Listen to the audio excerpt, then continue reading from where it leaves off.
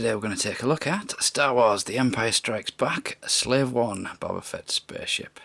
Now this is one of the coolest Star Wars toys from the vintage line, certainly in the top 5. It came out with the Empire Strikes Back movie and later got a release in pretty much the same box, but it had a Return of the Jedi in there. So let's take a look around the box. We've got action figures sold separately. Contents: one spaceship with gravity operated wings and removable side clicking cannons. Opening rear ramp, movable seat and simulated frozen Han Solo. At this point in the line we hadn't yet got the Han in Carbonite, where he comes out of the Carbonite. That came with the 1985 line from Power of the Force. So this was the first time we'd ever seen a Han in Carbonite basically, and that's it there. It's a lot smaller than it should be, but it's a nice little addition to the toy. On the other side of the box there we can see there's Boba Fett, and we've got Lobot, we've got two of the Bespin guards with the very large moustaches, a couple of stormtroopers, that's the Han in Carbonite, and up there we've got a little sticker and that says Free Star Wars poster inside.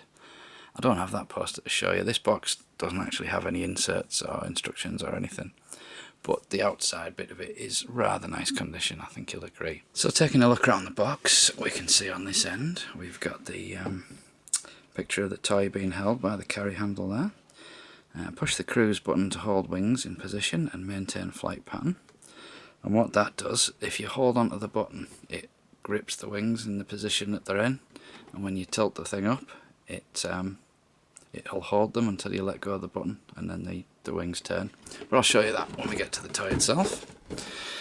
On the top we've got remove side panel to position Boba Fett for takeoff in his remote operated clicking pilot seat.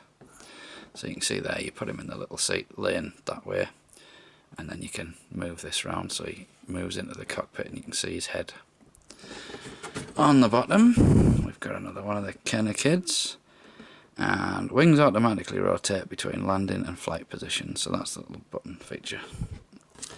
And on this end we've got a picture of Relive Boba Fett's taking the frozen Han Solo to Jabba the Hutt, spelt with one T, you'll notice there. So this is the Han in Carbonite that we get with this set, and you can see there he's sculpted just like he is in the movie. Got some stickers on the side, it's got 4 on that side, it's got 4 on that side. Nothing on the top or the bottom really. And behind it it's all just hollow. You can see the print of the figure in there. Now like I say, this is not quite to scale, so I thought I'd show you it with the one. This is the one that came with the Power of the Force Han in Carbonite. And you can see there's a massive size difference. And also this one is, the shape of Han Solo is to fit the action figure, so obviously he can't have his hands in the air like that one does. So this one's actually more movie accurate, except it's a little bit too small. So this is Slave-1 itself, and you can see this is quite a nice toy. It's not in great condition, this one. It's a little bit discoloured. You'll notice the difference between this panel and the rest of it.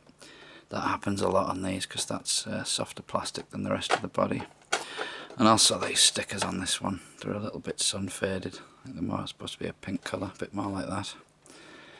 And on the top, I'll probably pick this up there, but whoever's put that on has not done the greatest job. And we've got a bit of discoloration lines there. Now the canopy, this is actually removable. I'm not going to do it though in case it snaps. But on this you need to look for discoloration as well. This one's actually pretty nice colour, but you do find them in real bad shape, really yellow and horrible. It's got these wings, these are removable. You need to take them off to get it in the box, but it's not too big an issue. They do just clip back on and off. These ones are a little bit dusty. So taking a look around the back, you can see we've got these big triangles. These are actually part of the underneath. And on this side, very similar to the other side, but you don't have the lever. And obviously there's no panel on here. So that's a nice clean side, that one. On the front we've got these little guns, and these are connected together. You turn one, they both turn, and you'd have it like that for landing, and like that for flight mode. Moving around, we've got the boarding ramp, which does slide out. I'll show you that shortly. And you can see under there, there's a bit of a cavity there. Underneath, You can see there we've got these two boosters with red stickers, meant to be fire, I suppose. We've got the carry handle, which comes in handy for when you fly this around. And I don't know if you're going to be able to see this, but the markings are underneath there. It says 1981 Kenner. So for the action feature, underneath we've got the little trigger. Now if we hold that back, what it'll do is lock these wings into position. So then when you want to tilt it, it'll keep them like that. And when you let go, it'll do that. And the same when you're going the other way, you can grip it there, bring it back, and let them go like that. So on this side we've got this big panel, and this will just pop out. Now, interesting variation on this one, I don't see mentioned in anywhere really. This little panel there, some of them have this, but some of them don't, it's just smooth. So a little interesting point for you. That just comes off. So then we've got this boarding ramp, and what we need to do is just lift it at the front, and then that will slide down like that, along those grooves. This does detach, so you need to make sure that's present.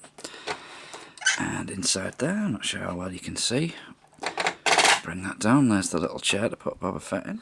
So this little seat's for Boba Fett, and here he is, and you'll notice with Boba Fett, he actually has a backpack, which means you can never lie flat. And what they did here is they've actually got two tiers on this little ramp. So the bit at the back has got plenty of space to be able to put him in. So what we do is we put him in like that, and then very carefully, because we don't want to scratch his paint off, he's just going to go in like that.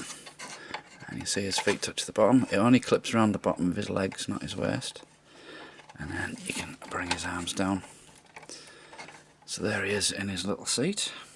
So you'll notice at the moment we can't see him in the cockpit, but we've got this little lever, and if we push that over, we can see there he's now appeared, so you can see through his view screen. So now we've got him in place, we've got this little space underneath, and we can slot this, just sit sideways on like that. And then we can put the ramp back up, and that will go over the top like that. You could also put some more figures in if you want, but they're just going to rattle about. So there he is, Boba Fett with his frozen Han Solo in the cargo hold. So to give you an idea on scale, here we go with a few figures. We've got Boba Fett and Lobot, got a couple of Bespin guards, and you can see in the back there a couple of stormtroopers carrying the frozen Han Solo. So this is a very, very good toy. Highly recommended. Not too pricey considering what it is and how legendary Boba Fett is and anything to do with him. It's just a shame it wasn't really seen in the movie too much, unfortunately. Bit of a misstep, but maybe that adds to the legendary status, I suppose. So I hope you've enjoyed seeing this one. This has been the Slave-1 from the Empire Strikes Back line from 1981. This has been Luke, thanks for watching. I'll see you next time.